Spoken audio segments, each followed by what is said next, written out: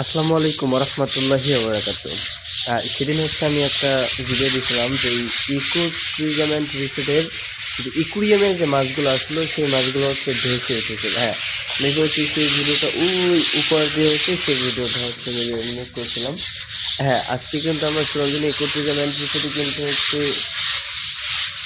অনেক শ্যাওলা পড়ছে, সেই শ্যাওলা কিন্তু আজকে আমরা পরিষ্কার পরিচ্ছন্নতা করতেছি।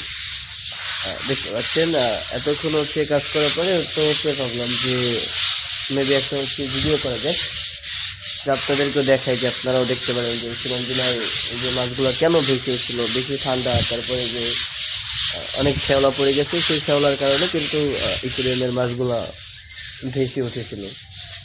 আর তারপর যে পরিমাণ ঠান্ডা, সেই ঠান্ডার কারণে হচ্ছে মাছগুলো ভেসে উঠেছিল। কাকা হচ্ছে এখানে হচ্ছে ঘষার পরে এখানে কোনো কিছু প্ল্যান আছে? দেরি আছে তাইলে বলে 1 ঘন্টা পরে পাইবেন। এখানে আমাদের কাজ চলতেছে।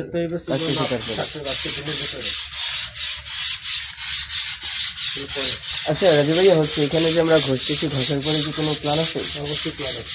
স্যার যদি কি প্ল্যান সেটা একটু বলতেন। প্ল্যান হচ্ছে যে মাছ এমন একটি প্রাণী যার বাচ্চা নেই, বলার কোনো ভাষা নেই।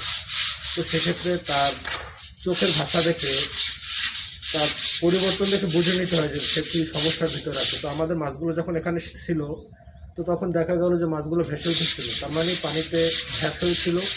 আমরা পানিটা পরিষ্কার করার জন্য, আমরা পানিটা রিফিল করার জন্য পানিটা সব নামিয়ে দিয়ে মাছগুলো অন্য স্থানে স্থানান্তর করি।